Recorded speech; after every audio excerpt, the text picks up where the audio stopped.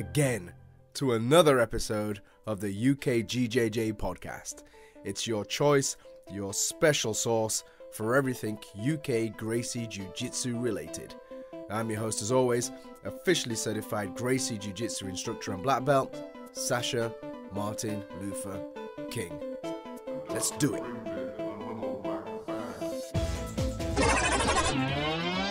In today's podcast. So in this episode, we'll be discussing my sports jiu-jitsu beginnings, the Gracie Combatives program, and some of your comments in regards to it. Of course, the second part of the amazing Rener Gracie interview, winner of last episode's competition, even more free giveaways, and your chance to win a pearl weave gi. Stay tuned. I'm Leo the Drago Machida. You listen UKGJJ podcast. By the way, this podcast is also now available through the iTunes store. So if you prefer to listen to the audio version, that is now available for you through the iTunes store. Just search for UKGJJ podcast. Você está escutando o UKGJJ podcast. Hey guys, let me apologize in advance. Those flowers, I have hay fever. So if I feel, or if I sound a little bit congested, a little bit sneezy, it's because I am. Yeah. My arm bar defense is getting pretty good. My pollen defense, yeah, not good at all. So once again, please excuse me. Yep, here again. To be honest, I thought last episode went all right. You know, I mean, it's the first time we're doing this. The technical errors were not major as far as I'm concerned. Even though there's few of you out there that disagree strongly. But hey, come on. I kind of like the ruggedness of it all, you know. It's kind of quirky, you know. It's kind of like a rough diamond, you know. Hopefully we'll get smoother as the episodes go along. But that's why, another reason why your feedback is important. Please, at any point, send us your feedback. If you like it, if you don't like it, whatever, please just send it to us at podcast@ukgjj.com. And if it's interesting, I'll read it out. If it's not, I'll ignore you. So, you know, you've got nothing to lose. Host Talk. In the last episode, you know, I touched upon my how I found Gracie Jiu-Jitsu, which was basically an introduction to the early UFC. And as I mentioned last episode, I think that's the same for a lot of us out there, especially my generation. It was Hoist, UFC 1, 2, 3, whatever, and yeah, that was our introduction to it. So let's pick up the story from there. If you missed it, please go back, listen to episode 1. It's pretty interesting. Well, to some people. So I knew, or we identified, that there was this system, this martial arts going around, Gracie something or other, just, you know, that you needed to learn, that I needed to learn. I needed to know how I would be able to defeat those giants around me. I needed to know.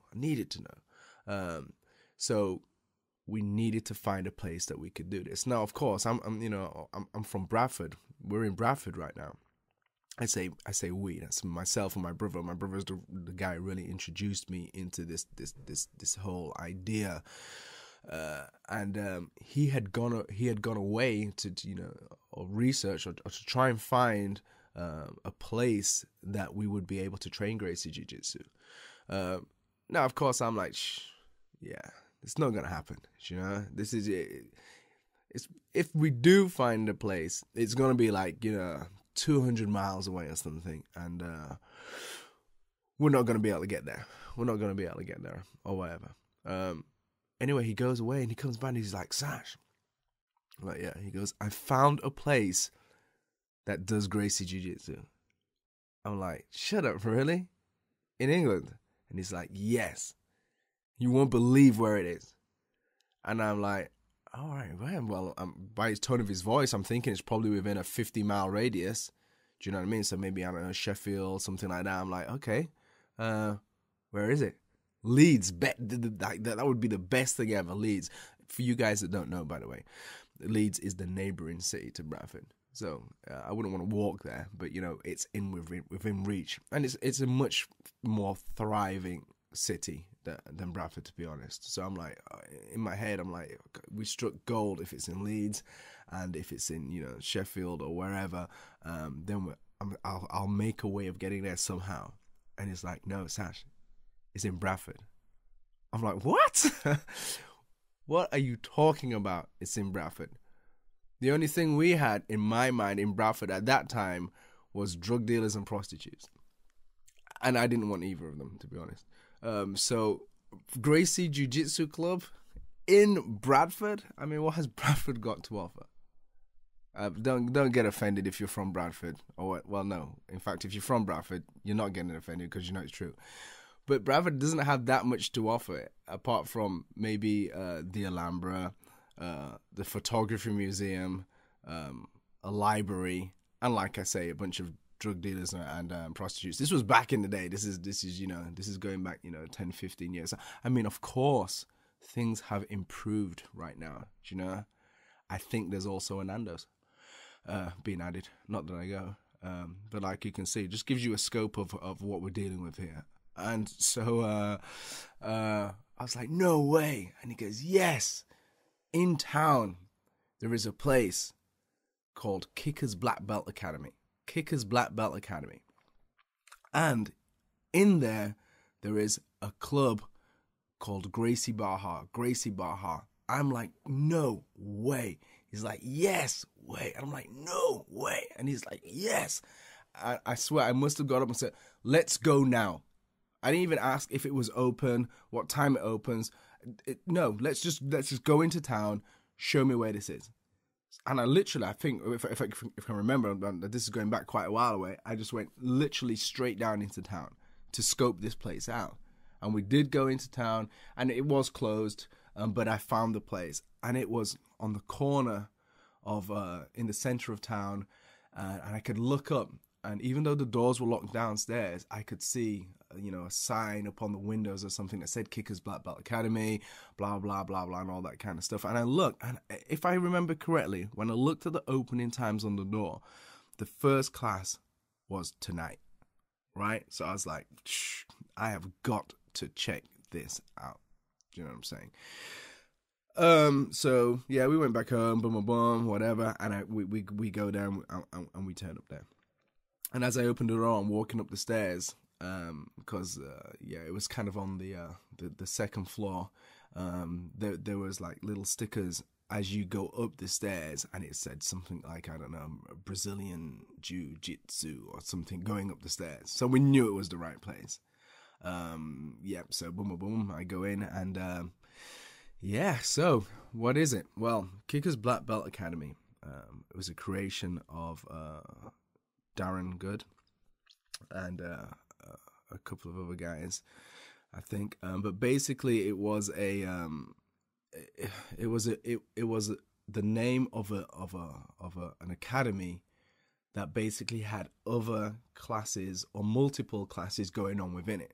So it wasn't just like jiu-jitsu, right? Even though predominantly I think that's what most of the classes were based around. It was jiu-jitsu, it was Muay Thai, MMA, and, you know, Wing Chun, Eskrima, this kind of thing. So it had kind of like a mix of things going on right there. I wasn't interested in anything else apart from the jiu-jitsu aspect, though. You know, so of course I'm in there and I'm inquiring about the classes and blah blah blah so forth. And this is where I met, and I joined obviously straight away, my first few instructors. And my first instructors that introduced me to this game was Darren Good, who is still today actively involved in self-defense and all kinds of stuff. He has a company called Good Sense, which will deal predominantly in conflict resolution, risk grab breakaways, this, that, all kinds of stuff. So be sure to go check out that website. By the way, it's goodsense.com, something like that, or goodsense.co.uk. Check it out.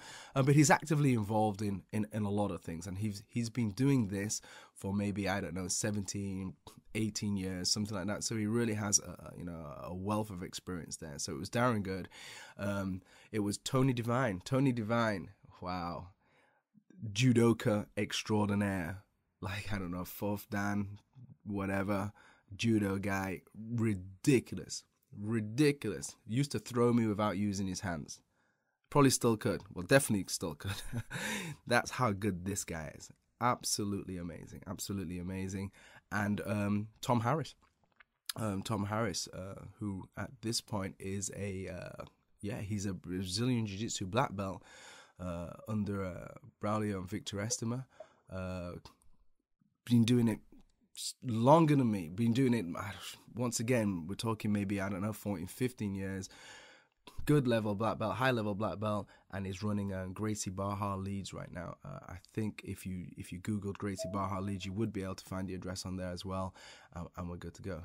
Actually, my favorite instructor at the time, not to offend Darren or Tony or anything like that, but yeah, Tom at the time was definitely my favorite instructor out of them all. But all in all, we had a good pool of grappling knowledge that was going on at Gracie Barra Bradford. So I went there and I started to train with these guys, and I fell in love with it. I really did fall in love with it. Bearing in mind, I was young, full of energy. Do you know what I'm saying? And just love to kind of just sweat roll and just make things happen. You know. Later on, during that, I think Darren was instrumental in this also. We were joined by Braulio Estima, and Victor. To cut a long story short, absolutely great experience for me at that time, because I was very hands-on. I got my blue belt under Braulio Estima because the remit at the time was a little bit different than it kind of is now. I think things are changing a little bit right now, and it's kind of like judo, for example, because I cross-trained judo.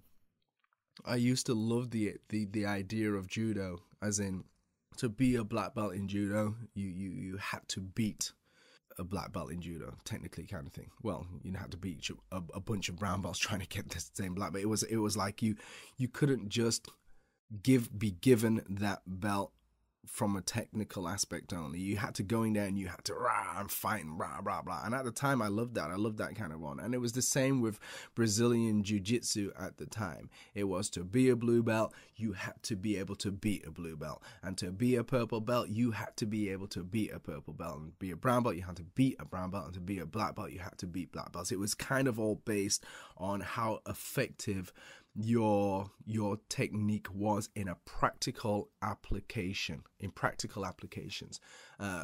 That's what it was, and it was like that, and I liked the kudos of that, and I did, because, you know what I mean, at heart I'm very much a fighter.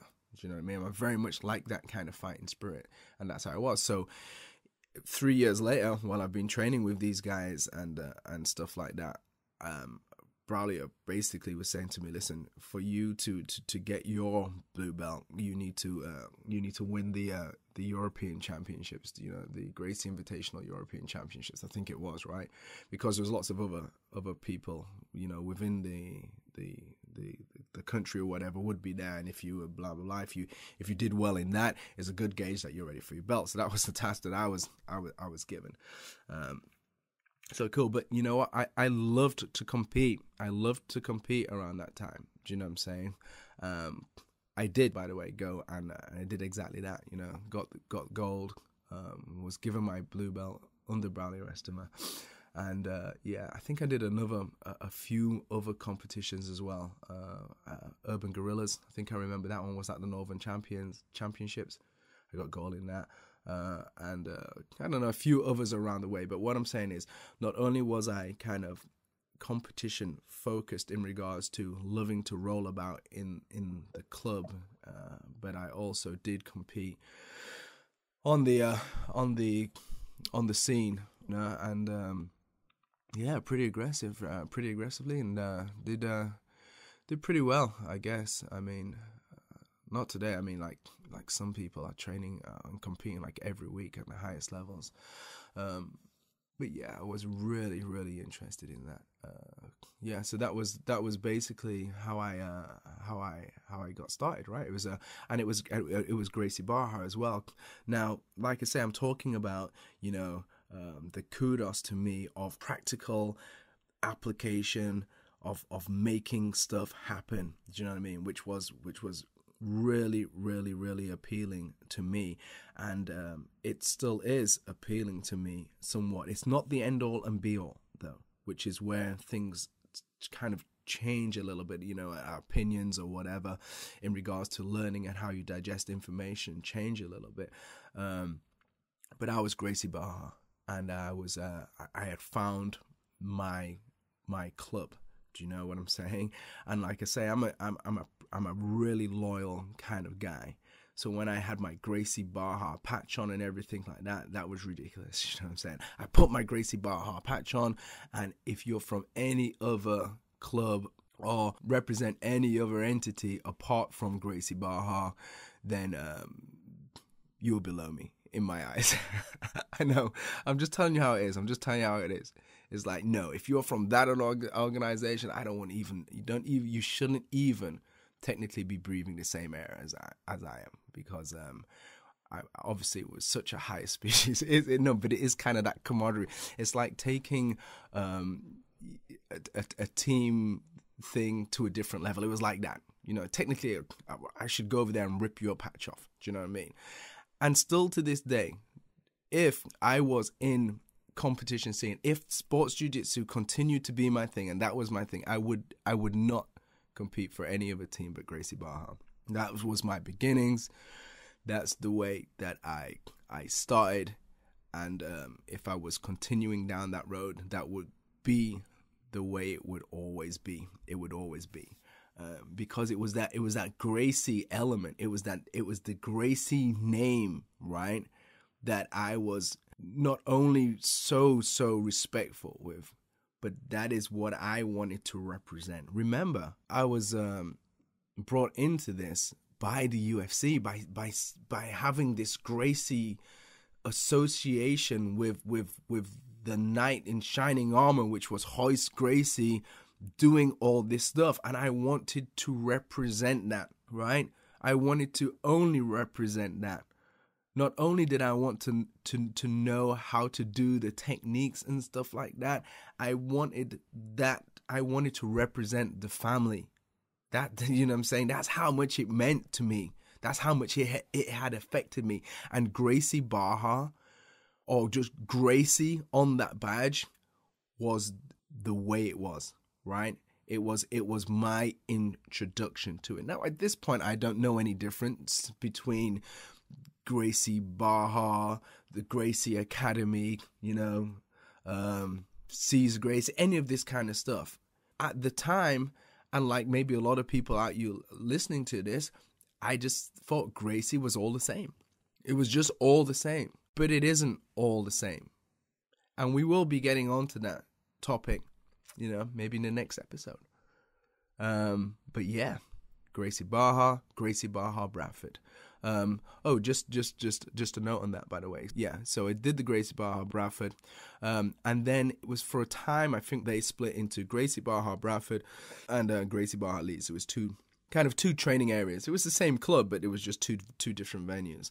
And then for whatever reason, Gracie Barra Bradford, or Kickers Black Belt Academy, ceased to be Kickers Black Belt Academy. I think the whole building is actually burnt down now or whatever. And for a long time, I'm talking about maybe 5, 6, 7, 8 years or whatever, there was no longer any Gracie Barra Bradford. Obviously, Braulio went down to Birmingham. Victor's doing his thing. And Tom Harris is heading the reins in Gracie Barra Leeds, which is still there right now. It's only in the last 12 months or something that that Gracie Barra Bradford has resurfaced, and we have Craig Tetley another solid guy. Love Craig Techley. Love that guy. Nice guy. Super solid. He's like a Spartan. But apart from that, actually a really nice man. Plenty of time for this guy. Yeah, super thoughtful. I mean, just a really, really cool guy. A really down-to-earth, cool guy. New breed, like me, not really focused on the politics. Once again, if you want to check out that as well, if you're interested in training sports jiu-jitsu, specifically just sports jiu-jitsu, then Gracie Barra Bradford, stick them in your Google. I think you'll get them there. Also, Gracie Barra Leeds. These are our neighboring stuff, and we're good to go. Hey, and while we're there, and while we're throwing out some plugs over there for Kickers Black Belt Academy, MMA was going on there. Spencer, guy called Spencer, Mark Spencer, one of the pioneers in mixed martial arts. We all come from Kickers Black Belt Academy, fully enough. They've gone on to do good, big things as well. And if you're interested in training mixed martial arts, particularly within the Bradford area, then I highly suggest going and checking out Team Full in Kazan. Put a search in that. And like I say, we're doing good things there also. Obviously, without saying, if your focus is Gracie Jiu-Jitsu, it's pure Gracie Jiu-Jitsu, homie, come on. There's only one place to be. UKGJJ. Keeping it real. Peace.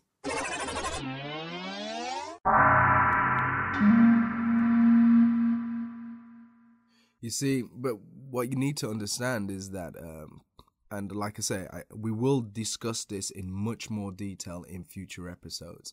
But some people think that jiu-jitsu is all the same, and it isn't all the same. There are different variations of jiu-jitsu. For example, when I'm talking about sports jiu-jitsu, or what am I talking about?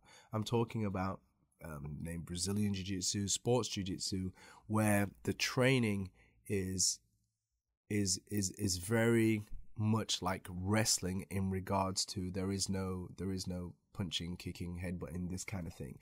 It's grappling. So you basically grapple. You know what I'm saying? Choking each other out, arm bars, all that kind of stuff. Leg locks, yes, of course, that is all still very much applicable. Great fun, good workout, whatever, but there is no punching and kicking. There is no striking in sports jiu-jitsu. There isn't. That's just what it is. Whereas MMA, for example, we mentioned MMA also. MMA is much closer to Gracie Jiu-Jitsu, I guess, than you know your typical sports jiu-jitsu or Brazilian jiu-jitsu, in the fact that in mixed martial arts, yes, there are jiu-jitsu elements, there's wrestling elements, but there is also punching, kicking, kneeing and stuff. So it's much more closer to being a real fight, so to speak. But there are also differences between MMA and pure jiu-jitsu. And I know a lot of people don't like that term, pure jiu-jitsu. But like I say, there has to be terms to differentiate between the different styles that you're learning. And what I represent now is Gracie Jiu-Jitsu, pure jiu-jitsu. As in, what you're learning is for self-defense. You are not training for time limits. You're not training for weight classes, and you're not training for rules. You see what I'm saying? So there's a difference. And I say that MMA is much closer to pure jiu-jitsu than Brazilian jiu-jitsu is to pure jiu-jitsu for those facts. But even saying that, it still is not the same. MMA is not the same as Gracie Jiu-Jitsu or pure Jiu-Jitsu. And we're looking at really how close can we get to a real fight, right? And there are I'm not knocking either one of them, by the way. Let's make this clear. I am not knocking Brazilian Jiu-Jitsu / sports Jiu-Jitsu. I am not knocking MMA or any of that kind of stuff. there is value in both of them. If you want to be a Brazilian Jiu-Jitsu champion, or you enjoy training that aspect, then there is no better style or school to go to than a school that does Brazilian Jiu-Jitsu, that specifically focuses on competition and stuff like that. Then it's great. And if that is your focus, then that is the best place for you to train. If your focus is to compete in mixed martial arts, then there is no better school or training that you can do than training mixed martial arts.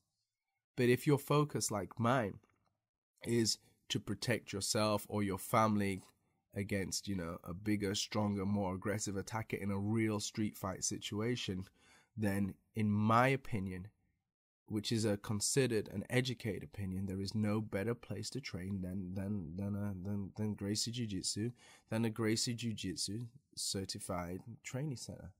There isn't. Do you know what I'm saying? It's that simple. Well, you say, well, if you train MMA, then you'll be able to blah, blah, blah. But well, let me just highlight the differences between that. And don't get me wrong, it's my favorite sport in the world. When I watch stuff, I'm like the biggest MMA fan in the world. I love that stuff. And I'm also the biggest Heroes fan in the world, but that's a different story. In a real fight situation, you don't get to choose the weight of your attacker. You don't. You know what I mean? In a perfect world, maybe, but you don't. So if somebody's picking on you outside in the street, it isn't going to go down like, hey, dude, man, will you call me this? I'm going to knock you out. How much do you weigh? I weigh 170. Well, I weigh 220. Oh, we can't fight. No, it's not like that. Do you know what I'm saying? It's, we have to, well, I'm going to come down to 170. No, you come up to do it. It doesn't work like that. You're not going to be matched with a person your same weight. So that in itself is not how the majority, I would argue, of real fights are going to go from a weight perspective. You don't get matched with someone who's your weight, right? There should be no weight classes in the street, because there isn't in the street. Do you know what I'm saying? So that's different, first of all. Also, you don't have a fight, boom, boom, boom, and you're scrapping and you're doing all this kind of stuff. And then 5 minutes into the fight or whatever, someone rings a bell and go, hey, guys, break it up. Go sit down. Go sit down in the corner. Have a little drink of water. Do you know what I mean? Get your breath. We'll wipe you nice and dry or whatever. We'll give you a little bit more techniques. And then after you've had a little rest, let's go fight again. Go. That doesn't happen. That does not happen in a car park. It doesn't happen like that. Do you know what I'm saying? And then the third thing is as well, which is, amusing to me, especially when I watch the Japanese MMA and then I watch the US spectators, even though they're getting a little bit more educated. It's kind of ridiculous, right? So let's say you're fighting now, boom, boom, boom, boom, boom, right? And you get homeboy down to the ground, right? And, holding down, keeping your positions, whatever. And all of a sudden 2 minutes go, 3 minutes go, and guess what? The crowd starts getting bored, right? Boo! Because they perceive that as being boring. Boo! Boo! There's somebody will come in, stop the fight, and say, hey, stop that. Stand up and start again. That doesn't happen in a real fight. Are you kidding me? No way. There's no rules, no time limits, and no weight classes. That is the three elements that are always in our head in the training that we do. And it does change a lot of the techniques that you do. It changes the techniques. What you do in Brazilian Jiu-Jitsu will not necessarily work from a technical point of view under no time limits, no weight classes, no rules. There are some techniques that will. There are some techniques that are gray area, and there's some that categorically will not work. And it's the same for MMA. Technically, maybe there is much more similarity in the techniques, but the mindset or the principles and the philosophies of being able to defeat somebody that is bigger and stronger than you can't use in MMA competition, because it relies on utilizing the fact that there is no time limit, and the way the energy is used, how the way you utilize, or the cerebral approach to the energy usage within a fight. And we'll go into more detail in that definitely in different episodes. But I think it's just clear to kind of clarify for the people out there who are none the wiser, or who don't really know this kind of thing. There is distinct differences between the different styles of martial arts, and also sometimes within one certain style of martial arts. So I hope we're clearing that up a little bit there. Send us an email, podcast@ukgjj.com, and we'd be always happy to listen or hear or read what you have to say on the mat.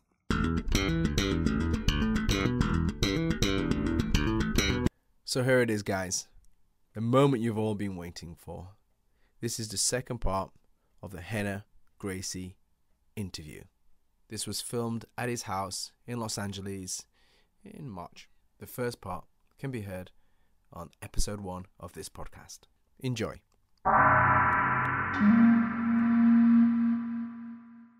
So, Rener, shifting gears, you do a lot of good stuff out there. I mean, I'm happy to, I'm proud to be part of what you've been doing over the last, 6-7 years, something like that. But you can't help but see or notice that there seems to be a whole lot of negativity out there in regards to business, a whole host of things. So I wonder what your take is on that, because anything that you try to do, there's always somebody saying something negative about the positive things that you're trying to put out there. Albert Einstein once said, if at first an idea isn't absurd, it has no hope. I thought that was a perfect, quote to kind of summarize, much of what's going on here. I know what I'm doing. I know why I'm doing it.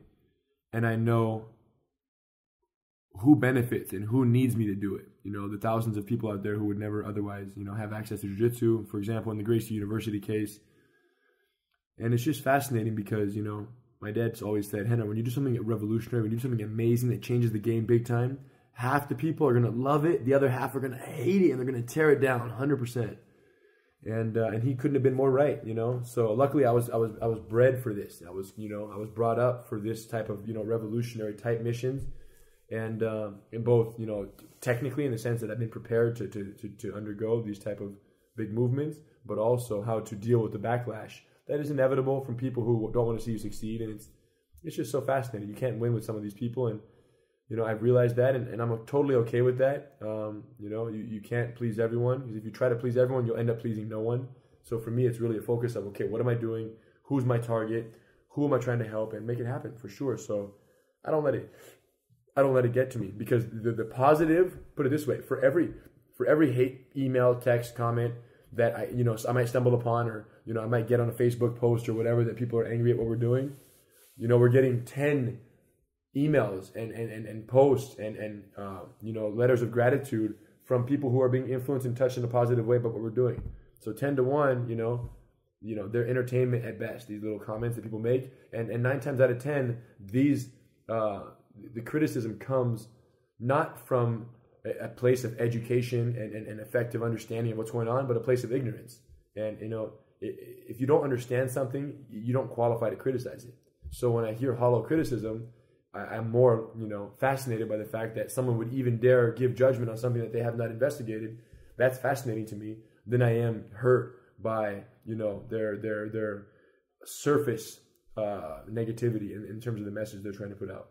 But it seems like sometimes I get the impression that people are just hating just for the sake of hating. For example, Gracie breakdown. All right, you're not offending anybody with a Gracie breakdown. You go in, you explain how an armbar was done, and then you read comments underneath that on YouTube. People hating. What's there to hate? You're explaining how to do an armbar and breaking something down, but somebody will find something to say about it. Yeah. It must wear a little thin once in a while. Yeah. No, it's like I said, and no, don't get me wrong, like I think it's ridiculous, but again, the amount of positivity is so ridiculous, bro. It's so ridiculous. The emails every single day. Do you read the comments? Yes, the positive ones that get sent to me and that people submit, I check them out. I love it. It's amazing. It's the fuel for my fire, right? Because it's hard to sit in front of a camera, you know what I'm saying, every single day for 15 years of your life and, you know, speak into that little glass, plastic, whatever tool that is a camera and continue to be motivated when you don't know that there are actually people on the other side who are receiving that information. So absolutely, I need to hear that feedback. I need to meet the people. I travel. I still love traveling, you know, and I don't really need to travel. I travel because I want to. I do these seminars because I like to, but I could easily stay home and just film all day and still have the same impact and reach a lot of people. But I travel around the country, around the world to do seminars because I like meeting the other people on the other side of the camera. And that makes it worth it for me. So the feedback is priceless. You know, we're human beings. I think we need to know we're moving in the right direction, and people's feedback tells us that. And the negative feedback, if it comes from someone, like I said, who's not aware of what we're doing, then it has no validity to me. It's just hollow anger at success. They're just shooting in the dark, just trying to, you know, take someone out of their successful, you know, situation, and you know, it has no validity to me, fortunately. So we're fine. But yeah, Gracie breakdowns, they're only done service for the people. But you're right, some people are going to hate it, not because they hate the Gracie breakdowns. Obviously, they're watching them. Obviously, they're subscribing to my YouTube channel. You know what I'm saying? They're just there because, you know, they're just angry because they want to get some attention. And people, you know, when you're angry in your life, you tend to try to pull somebody else down so that, you know, you can make somebody else unhappy as well.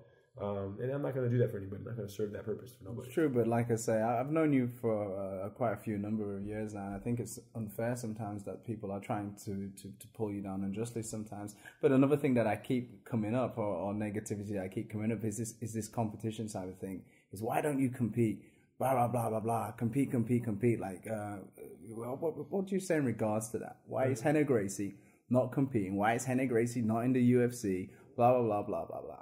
Yeah, no, I competed for a number of years when I was younger, and I think it has its place. It's fun, you know, it's challenging, it gets you mentally, it puts you in a unique place that it's hard to get to, you know, in a regular training environment.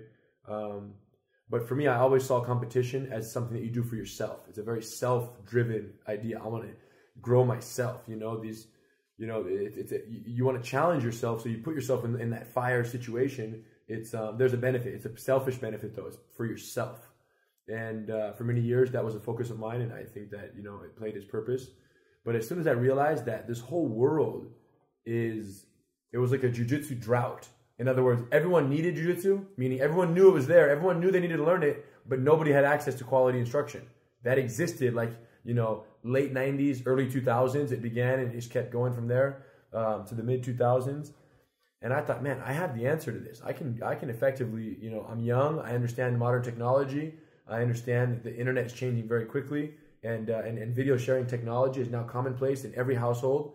Digital cameras are commonplace everywhere. Can we create a revolutionary way to communicate to the people all over the world what we know of jiu-jitsu and what we've ever learned in our lives? And if we can get everyone to understand everything we've ever learned, that's a much grander purpose. You know, the reciprocation from the universe of that mission versus the reciprocation of the universe, you know, for winning a gold medal. They're not even in the same category. They shouldn't even be mentioned in the same discussion because they're that far apart. So, you know, put it this way, you know, anybody can train hard and, you know, put in the hours and become a good competitor if they just willing to dedicate. But not anybody can do what I can do. You know what I'm saying? It's a special opportunity. I'm in a very special position in the sense that I'm part of a special family that is, you know, revolves around jiu-jitsu. I've been training my whole life. So now that I'm, you know, 30 years old, and it started in my mid-20s. By my mid-20s, I had my master's degree, quote unquote, you know, in jiu-jitsu. So I was in a position at a very young, enthusiastic age to make a big difference. And I think all the stars aligned, and it was obvious to me. Once I figured it out, it was like, man, I can't believe it took me this long to realize what I have to do. And at the end of the day, you know, I'm not trying to be the best in multiple categories necessarily. I'm trying to be a world champion and the person that's responsible for jiu-jitsu sharing all over the world. You know, for me, I'm happy being the best at one. And I'm smart enough to know that you can't divide your effort in two places and expect to get drastically amazing results in both categories. In other words, you're going to be the best at basketball or you're going to be the best at baseball. You know what I'm saying? But you're not going to be the best at both. But you and your brother are perceived as guys from some people's eyes that don't fight. But what I see and what you know is that you guys fight every day. You guys have X amount of UFC fighters that come into the academy every day, that go into the back room, and we won't mention any names, you know what I'm saying? And you guys are fighting all the time. It's just you don't publicize it. Do you do that on purpose, or is it just that, do you just, like you say, you just don't think that's important? I know the people that are coming to the Gracie Academy and getting choked out, and I'm pretty sure the rest of the world would like to know that. I'd like to hear some of them stories, but you don't share them, and it's not my place to share them. Yeah, I don't think it's that important for me. It's obviously a great honor and a pleasure to have, you know, such high caliber, you know, world class, you know, MMA fighters coming there to sharpen their jiu-jitsu swords. We're glad to be part of that, and we do appreciate the feedback and the, you know, the recognition that we get from that. It's all good, and but it's not the priority. It's very interesting. I've come to this conclusion a while ago that it doesn't matter what I can do. It matters what I can do for you. You see what I'm saying? Like, for me, it's more meaningful that I can teach any parent in the world how to guide their child on a journey to personal empowerment and bully-proof preparation through video and through DVD and through the internet. I can do that. And to me, getting the feedback that that a parent emails us and says, yo, my kid was getting bullied and had zero confidence, but thanks to the DVDs and your guidance on the DVDs, Rener, he has now stood up to the bully, not only for himself, but for his friend who was also getting bullied. It doesn't matter who I can choke out. That's secondary. It matters the fact that we're now giving people all over the world the ability to have that confidence that we benefit from our whole lives. So that's why I don't try to publicize too much, you know. We do some, you know, cool videos and whatnot, and you know, we're sharpening our sword all the time. You know, we want to get better, and the journey of personal jiu-jitsu growth, which I'm essentially trying to instill and educate the entire world about, that journey is still one that I'm passionate about. So I still like to grow. I still like to spar with tough training partners. I still like to tie two hands and go spar and put myself through the grinder. I still like the challenge of training hard.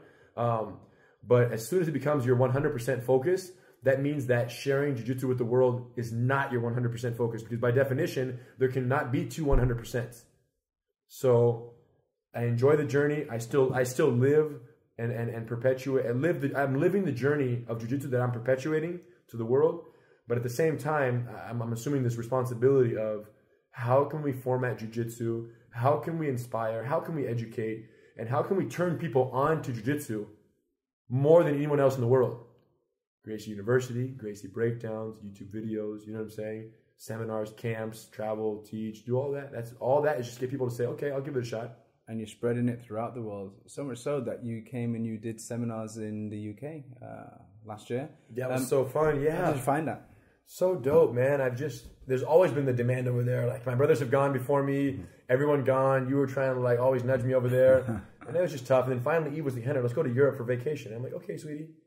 So we just go to, and I was convinced. I never wanted to visit Europe, really, to be honest. And no offense to my UKGJJ podcast listeners, but I'm not a Europe kind of guy, mainly because I was misinformed and uneducated.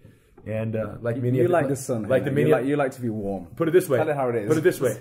My opinions and my judgments of Europe were as uneducated and malinformed as, you know, the general public's opinions and of Gracie University, in the sense that you know nothing about it and you're going to criticize it. You know what I'm saying? I get to Spain, you know, beautiful beaches. We go to Italy. We go to freaking Rome. We went to Florence. We went to all these places, and London.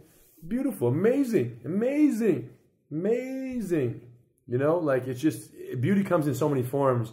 And I told Eve, I said, when I'm in Europe, I feel like I'm just walking around on a movie set all the time. You know what I'm saying? Like, everything seems so rich over there. This architecture, just the buildings, the streets, everything about everything you look at looks like it has such incredible significance. Where here, it's like buildings on top of buildings, brand new, built last year. You know what I'm saying? Everything's just so new and so artificial, it feels like. And yeah, we have nice beaches and, you know, jiu-jitsu and whatever, but man, it's a very different feeling. It was very cool, very fun. I can't wait to go back. And the seminars were ridiculous. We got there, did some seminars, had representation and students visiting from all the CTCs, all the certified training centers throughout Europe. And, you know, we had about 100 people for a huge super seminar. It was very successful. And it was cool. My favorite part of the seminar was when I said, hey, who's on Gracie University? Who's Gracie University student? And we had like 85 hands out of 100 were Gracie University members of the seminars. And it's so cool because you go there and you train with these people and they know the techniques and they know the language and they know the curriculum because they're seeing it on GU. So without ever meeting them, I feel like we're brothers. You know what I'm saying? Jiu-Jitsu brothers, Jiu-Jitsu sisters, because we're all on the same page. So talking about the CTCs in particular, how do you think the growth of the UK CTCs are going? And what's your plan for UK growth in the future? So yeah, we're very happy with the expansion rate in Europe right now. It's growing beautifully. The word is finally spreading, and you know, having guys like you, Sacha, you know, with UKGJJ representing over there, it really guys with your rank and your credibility and your ability as a teacher over there, it really helps establish the brand over there and what we're doing. And you serving as kind of a mentor to guys who are getting the ball rolling and started over there has always been great. So. There's no limit, I feel like, there needs to be a CTC in every major city, no question about it. So it's just a matter of time. It's happening. And I think, it's not going to slow down because the bottom line is good things surface and good things spread. And there's no question about the efficacy, of our programs for adults, children, women, everyone in between. And, it's going to keep going. There's no doubt. So CTC, just for the listeners out there who are not familiar with that term, is a certified training center under the Gracie Academy. So we should be able to be expecting to see you again in England this year? I don't know, man. I'm doing a super seminar. I haven't announced it yet in Germany. That's pretty close, Hannah. I know. So you have no excuse? Yes. Oh, no. So you have no excuse. Well, I've got acai over in England. I can't take it over to Germany. So you can come over and pick it up, right? All right. We'll have to negotiate a delivery of some sort. So I'm probably going to do a super seminar in Germany in the September, the first week of September on a Saturday. It'll be 1 day, 4 seminars, 8 hours total. It's going to be an amazing experience for whoever's there. We did it in Europe. In the UK previously, and it's going to be amazing. Game changer for sure. Satisfaction guaranteed. Or you can choke me out for free at the end of the seminar. Absolutely fantastic. Well, it's been a pleasure talking to you, and it always is. Is there anything that you'd like to add or state to the UK listeners in particular? No, man. Thank you guys for the support out there, and I'm sorry for judging the UK and Europe as a whole. I'll never do it again, but now that I've been there, I understand. I see the light, and that's it, my friends. Much respect. See you on the mat. Check us out at GracieUniversity.com. Check out those Gracie breakdowns on YouTube. And just remember, you know what I'm saying? It's, we're all in the same wave, but everyone has their own surfboard. You know what I'm saying? So let's keep moving in the same direction and Jiu-Jitsu against the world. Much respect.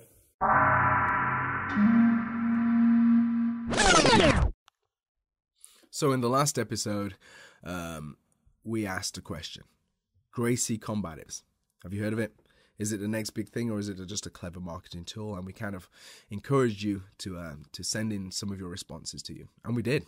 And we received quite a few. So once again, if you did send an email in, thank you very, very much for your thoughts. We can't possibly read them all. So what I did, I chose one out of them all that I think I'll read on, now, to be honest. So here we go. This is quite an in-depth response that we got from one of the guys out there called Lawrence Arbuthy, who writes, so my motivations for training are self-defense, sports, Brazilian Jiu-Jitsu, and MMA competition. I originally was introduced to the Jiu-Jitsu through the Gracie Combatives DVDs. Hey, well done, Henna Hero. Soon after that, I decided to learn at a Gracie Barra school whilst continuing to train at home. I'm a Combatives blue belt, and until I stopped training at my school, as I could no longer afford the training fees, I was a 4-stripe white belt with some success in Brazilian Jiu-Jitsu competition. I think that the Gracie Combatives is one of the best, if not the best, martial arts program I have ever enrolled myself on. It does what it does almost perfectly, which is to prepare the beginner student to face a potential larger, stronger, untrained opponent in an anything-goes scenario. Ingrained in the 36 lessons are numerous techniques that you will obtain your blue belt, which is more than enough incentive to complete the course. It's technical blue belt. Gracie University also, in my opinion, is a fantastic learning resource. But that's another discussion altogether. No, it is. I'll just carry on reading. It's such a shame that the jiu-jitsu community is politically divided when it comes to Gracie Combatives, and that the curriculum isn't given as much praise as it deserves. Some people I train with at my Gracie Barra school openly ridicule the Gracie Academy, which really says more about themselves than it does about the academy and what they teach. I think the main reason for this is that people compare Gracie Combative blue belts with BJJ blue belts, especially against each other in a match. In a way, this criticism appears to make sense.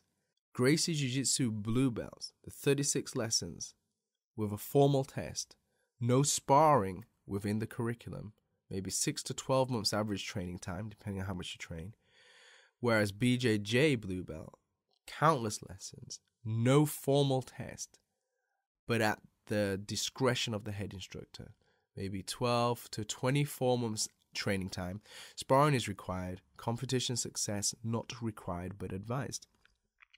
Most people would say that based on this, that the BJJ blue belt is better, that the Brazilian Jiu-Jitsu blue belt is better, as the results of letting two hypothetical students duke it out would confirm this in their mind. And as I said, it appears to make sense. It seems logical. And it's natural for someone to want to get more bang for their buck. But that's what happened when you start to compare schools and belts just because they are the same color. On my jiu-jitsu journey, I've learned not to care about belts or promotions and instead care about learning. In reality, as you know, the motivation for training is completely different, and the mindset and approach to training is almost the polar opposite. The 36 lessons aren't 36 techniques, more like 36 plus concepts that you should be able to use practically in every scenario that you could encounter.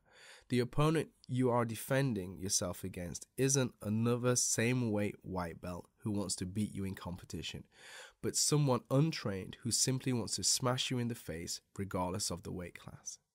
Even if it was just 36 techniques, I feel that these 36 techniques are my best friends, and I can rely on them a lot more than I could 100 plus acquaintances that I have trained well enough to use against a live opponent who really wants to hurt me. No sparring? In my experience, not sparring while training combatives has made my jiu-jitsu even better, a lot faster than it would be if there was a mandatory hard sparring. Even during sparring, I don't feel like rolling he uses the word there, anymore, because I've spent enough time developing my reflexes not to relapse to my untrained old reflexes and responses. It seems like in this instance, less is more. The Gracie Combatives, in a way, is the biggest marketing tool there is, but it's important to us. A viable product that is not available anywhere else. A valuable product that is not available anywhere else. In my opinion, all BJJ students, regardless of their affiliation, should have a Gracie Combatives. The survival mindset available in their toolbox to fall back on if they need it. They owe it to themselves. If I try to imagine myself without being exposed to the teachings of the Gracie Academy, then I imagine someone who is severely deflected when it comes to their understanding of jiu-jitsu as a martial arts. Gracie Combatives, for this reason, gets my full endorsement. Keep up the podcast. Cheers, Lawrence. And that's from Lawrence Abernethy. Thanks, Lawrence, for that. You brought up some interesting points in there. It's always good to hear people's opinions. I would have liked to have gotten some of those other side of the coin's opinions, but nobody seemed to have sent in anything negative about the combatives, which is strange, because if you go to most of the forums out there, there's a lot of opinionated people out there who like to talk specifically about the combatives, who know nothing about it, or let's just say have a very negative opinion of it.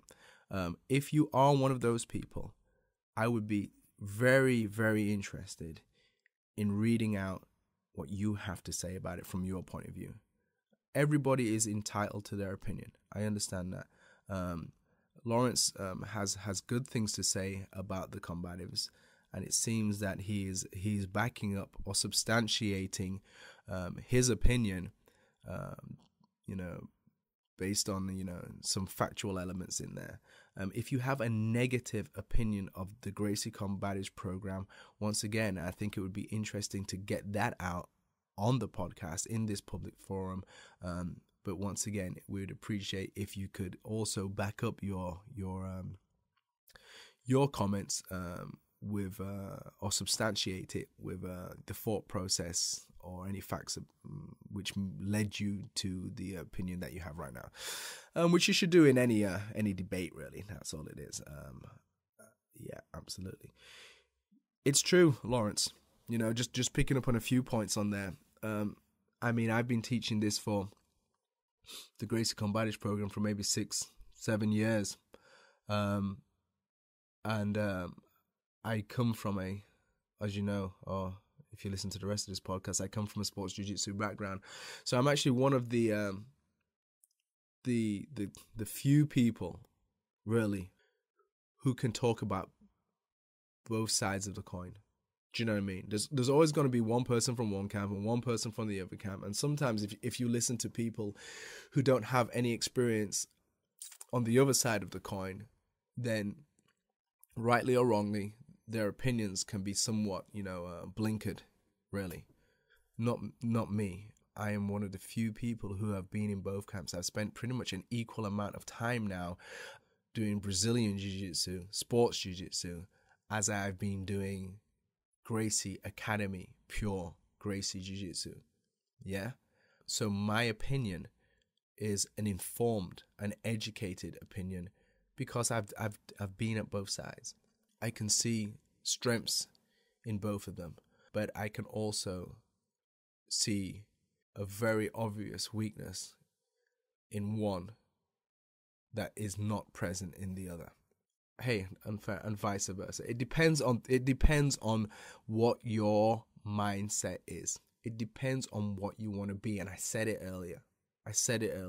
If you want to be a Brazilian Jiu-Jitsu champion, if you want to be a sports Jiu-Jitsu champion, right, then there is no better place for you to train than at a place that specifically tailors your training towards that, towards points, towards, a different mindset, towards, an impatient mindset due to the fact that there is a time limit.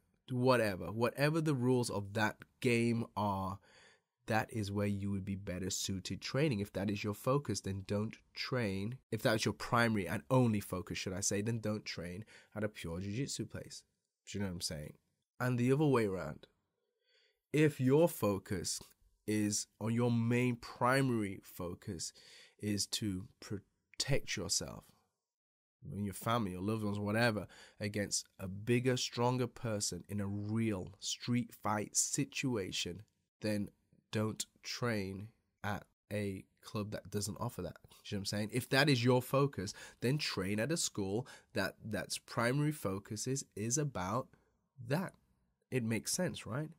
Just like if I wanted to be good at tennis, I won't go train at a soccer club, football club. See what I'm saying? It's two different things.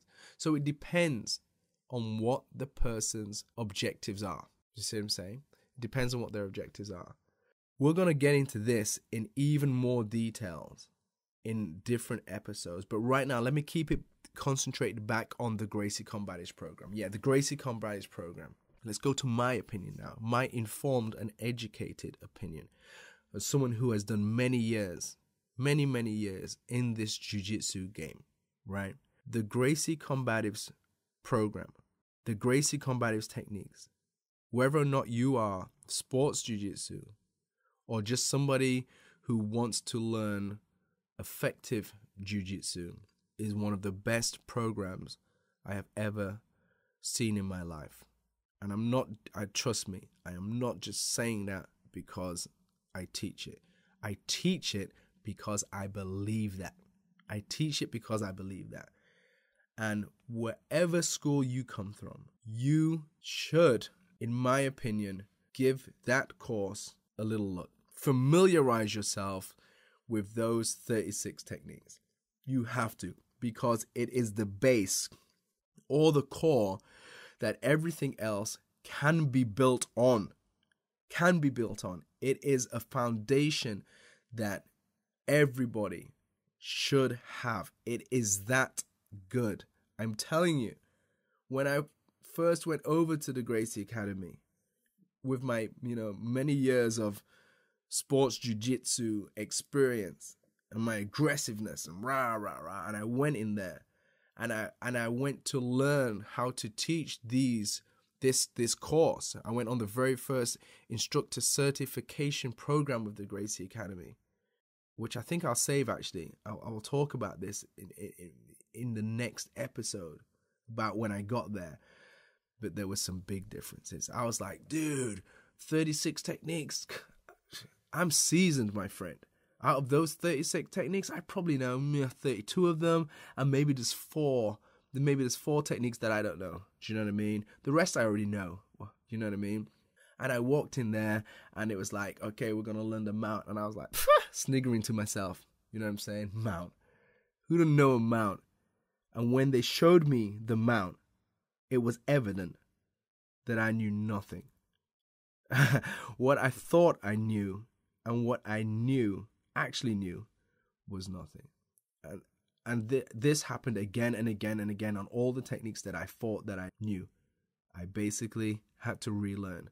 And by the 4th time it happened, I just threw my hands up in the air and I said, you know what? I know nothing. Teach me. Do you see what I'm saying? And but we will go on. Let's talk about that next episode. Let's say that now. In the next episode, we will be talking about me, Sacha Martin Luther King, in the Gracie Academy first ever instructor certification program. There's some funny stories. There's some interesting stuff there that will be exposed for sure. So make sure you tune in to the next episode. And my point is this: the Gracie Combatives program is an amazing program. It will make what you know better. And if you don't know it, it will give you a great foundation to go wherever you want to do on.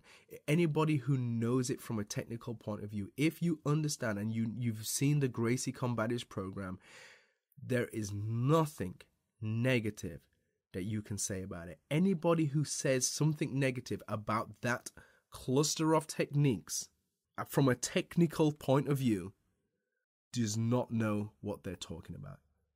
You don't. It's ridiculous. It's like saying Michelangelo couldn't draw. It's just a ridiculous statement, isn't it?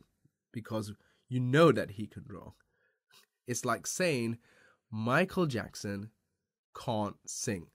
Well, okay, you're entitled to your opinion, but from a factual point of view, you're talking out your ass.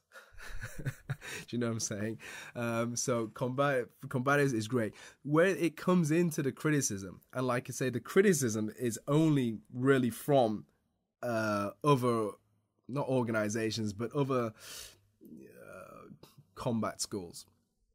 Maybe. And when I say that, I'm talking more sports jiu-jitsu, but I've heard negative things from MMA as well. And I'm talking really about the instructors more than I'm talking about the students, right?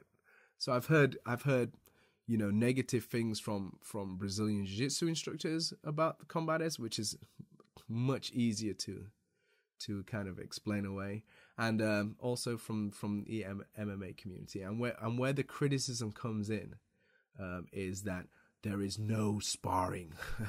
There is no sparring. Let me say that again. There is no sparring in the Gracie Combatives program. Therefore, it's crap. Oh, my word. That's what they say.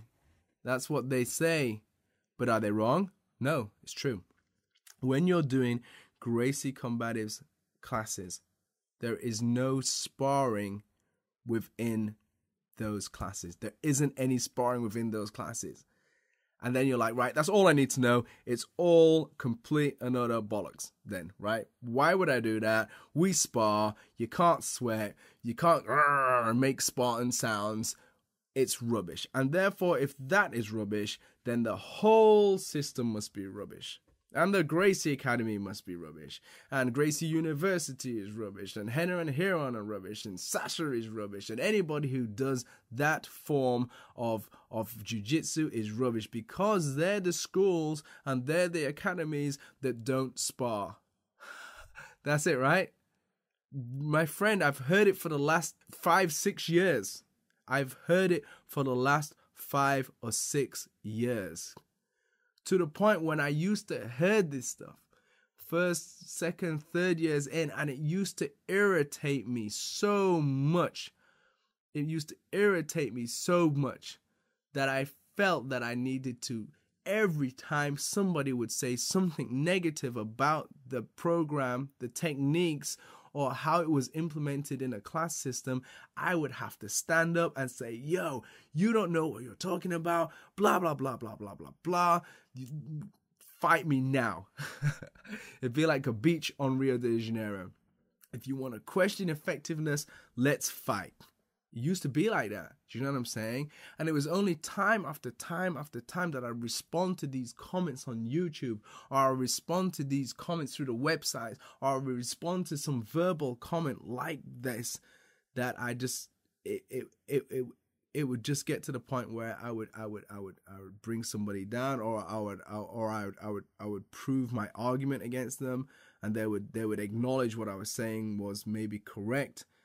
And then somebody else would spring up with the same argument. And every time you would put one flame out, another flame somewhere would light saying the same thing. Until a few years later, you know, especially when I used to confer with Rener about this kind of thing, he was like, bro, just forget about it. There's always going to be people out there hating. Some people want to hate just for the sake of hating. Just ignore them. You know, just go along. You know, go about your business. You do you. Don't worry about them. Let them do them. But let me get this out, because this is our podcast. This is my podcast, and this is a forum to be able to you know, dispel some of these myths out there. So let me talk about this right now in regards to the academies that don't spar. We're the place that doesn't spar. First of all, the Gracie Combatives program, correct. During the Gracie Combatives classes, there is no sparring. And why should there be? And why should there be? Check this out. I always make this analogy, all right? So, there's a 7-year-old, and there's me being 40 years old. And we're going to play a game of chess, for example, okay? The 7-year-old doesn't know how to play chess. He's never learned how to play chess. But I'm pretty good at it. I'm pretty good at chess. So I go, okay, let's play. Let's play. And of course, I go, move my piece, whatever, and completely whoop this kid's ass. Right? And then I flip the board over, stick my hands up in the air and go, yeah, winner. Woo, I'm a winner. Look at me. I'm amazing. Woohoo, yeah. And the kid is like, huh? You know what I'm saying? The kid is like, huh? Because the kid doesn't know. Gracie Combatives program. Here we go, guys. Listen to me. The Gracie Combatives program is showing you how to move the pieces. Is showing you how to move the pieces. This is the Gracie Combatives program. This is technical. This is how you move the pieces. Only after you've learned how to move the pieces can you play the game. Only after you've learned how to move the pieces can you play the game. Do you not understand this? It's ridiculous, right? I can beat this 7-year-old who doesn't know how to play. Let me teach him how to play first, and then we can play a different game afterwards. You see? There isn't any point in sparring or rolling for the sake of rolling. There isn't, not at that level. Not while you're trying to teach or digest information. There is enough there already to comprehend with just learning the correct order of operations. And the only way that you can do that is to have a cooperative partner who is on the same page to learn how to move the pieces. Of course, we're going to play the game. Of course, you're going to spar. We spar more than any other club that I know of, in more depth than any club that I know of. And there'll be more explanation in that in future episodes. Trust me on that, my friend. But in regards to the Gracie Combatives, that is the key. That's the point that you're missing. Now, over the 5 or 6 years that I have been doing this, how many people have come to me from other clubs who have been training for 4, 5, 6 years at a club, at a sports jiu-jitsu club, whatever. And they have come and they've done classes, and they've begrudgingly at first been put in what they perceive as being a beginner's program. It's not. It's a foundation of Gracie Jiu-Jitsu. Don't look at it as a beginner's program. It isn't. It's the foundation that everything needs to build on. And within 4 or 5 lessons, they've told me, they say these exact words. Listen to me, people. I have learned more in these 4 or 5 lessons, or on these 2 months, or 2 weeks, or 3 weeks, whatever you want to say, that I have learned in the last 5, 6, 7, 8 years at those other clubs. Let me say that again to you, because you know what I mean. Some people are a little hard of hearing, or maybe they only want to hear what they want to hear. People from those clubs, let me talk to you, because I know you guys are listening out there. People from your clubs that have been training with you for the last 5, 6, 7, 8 years have come to this club or come to any certified training center where the philosophy and the way that the classes are taught, and they have done a few classes or a couple of weeks or even a few months, have told us time and time again that they have learned more in that short period of time than they have at your club. Now, whatever. If you want to, take that information and use it, positively to maybe address yourself, then do it. Or if you just want to ignore that information or take that information and get defensive and say bad things about things that you don't know, then like Lawrence says, it says more about you than it does about us. Does that make sense? Forget the politics, my friend. Forget the politics that goes around with this. If you're interested in just learning jiu-jitsu, pure jiu-jitsu, then Gracie Combatives is great for everybody. It really is great for everybody. And it's that simple. So anybody who tells me that, we don't spar and that is a negative thing, it isn't a negative thing. It's nowhere near what you think it is. Now, granted, there is an importance in sparring. Of course there is. There is an importance in practical applications. Of course there is. Nobody is more of an advocate to practical applications than me. My whole career is built upon practical application. That is what interests me. You understand me? That is what interests me. There is a way from a learning perspective, that will enhance dramatically practical applications. Do you understand me? If you just want to roll for the sake of rolling, you do that. If you want to roll for the sake of rolling, do that. It's fun. I get it. It's fun. It's fun. But from a technical point of view, from learning a good base, how can you play a game if you don't know how to move the pieces? Does that make sense? So that is why there is no sparring in the combatives. And especially to a new person who has never had any kind of grappling experience whatsoever, of course, that is the best way for them to digest the information. Trust me. So I hope we cleared that up. But hey, if you got something to say about it, podcast at UKGJJ.com. See you soon. The competitions, as always, are brought to you by UKGJJ Shop. Visit UKGJJ Shop at shop.ukgjj.com. So in last episode, we had the competition, and the question was, how many techniques make up the Gracie Combatives program? How many techniques make up the Gracie Combatives programs? The answer, of course, is 36 techniques. 36 techniques make up the program. So if you answered that correctly, there was a chance to win a t-shirt and a Keep It Real patch. A t-shirt and a Keep It Real patch. And the winner of the competition, just thank you all for your emails, by the way, is Ben Howard. Ben Howard from Rochdale. So Ben, thank you very much for your email.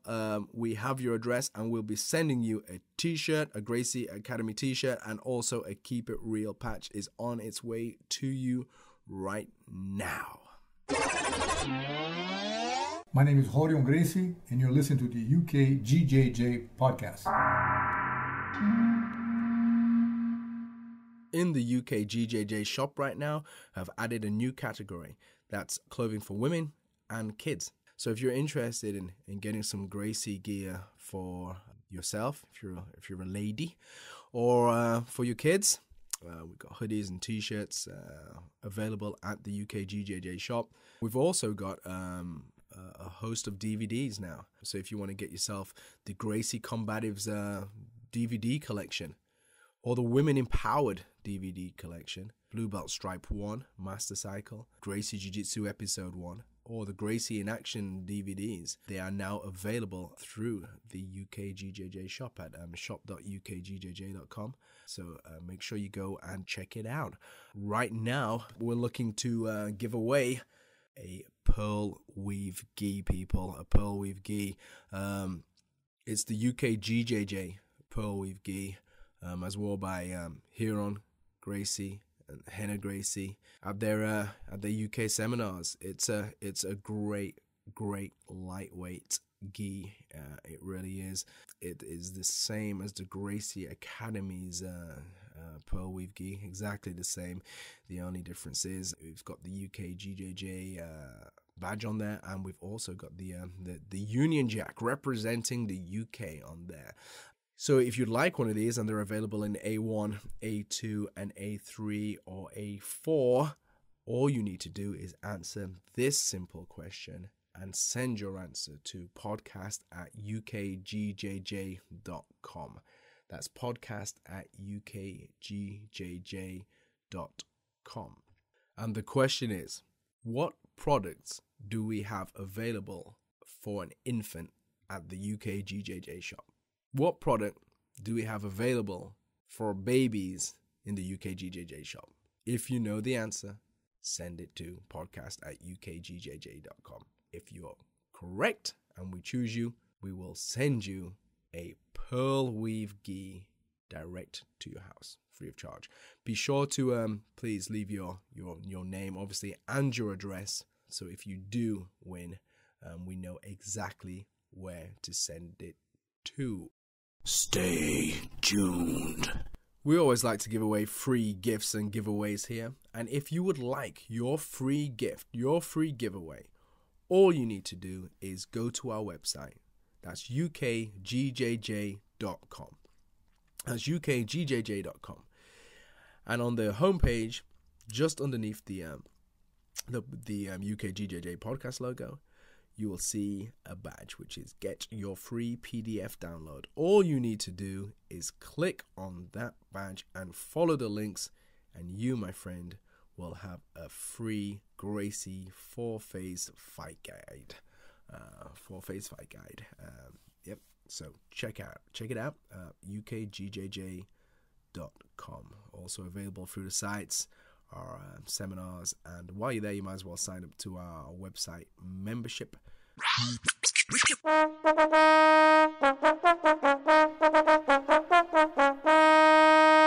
So on the next episode, I personally can never quit jiu-jitsu. Whether I tap or I tap somebody, I'm just grateful that I'm experiencing jiu-jitsu. Well, my grandfather, remember, he's like the best driver in the world. He was the best at everything in his mind. Similar to Rener, you know. Rener's the best at everything too. The Gracie family was not built like that. It was built in the sense that if somebody, you know, did anything at all that called for a beating, they would get beat up. And now here I am getting arrested, getting put in a police car. My child by themselves on the floor. The only person that comes close to the threat level of Rener is Chrome. It would be very interesting to see Ryron Gracie versus Roger Gracie. Roger will bring an amazing threat. Eventually someone's gonna lose. No matter what, a Gracie wins, and then one Gracie loses. Would you say that the Gracie family in general is getting closer together or further apart as we enter this new era with things like Gracie University and all the rest? I guess my answer is... Of course. You didn't think that we'd let him come to the UK and not accost him.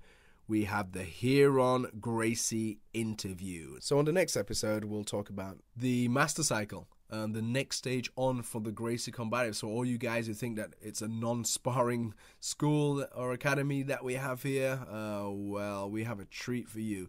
We're going to give you an insight into the master cycle program and what it consists of. We'll be reading out more from you guys also. As always, if you have any comments, queries or concerns, please don't keep them to yourself. Don't put them on forums. Email us at podcast@ukgjj.com. We'll read it out, my friend. We're not hiding from anything. So bring it. Because all you people who are talking smack on the forums seem to be very, very quiet at the moment. And we don't want that. So please, please, please. podcast@ukgjj.com.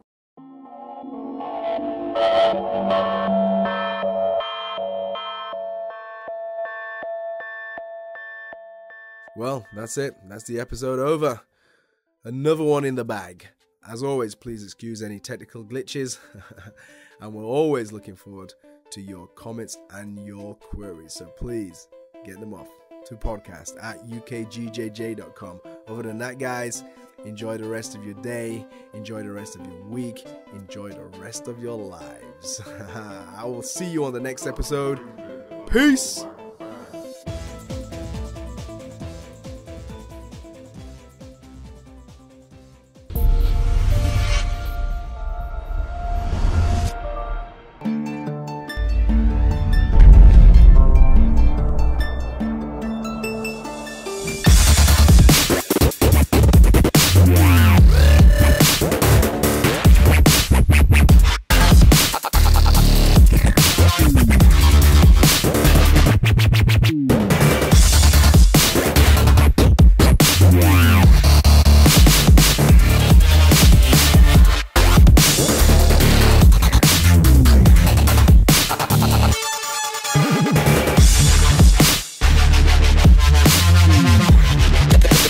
Send it.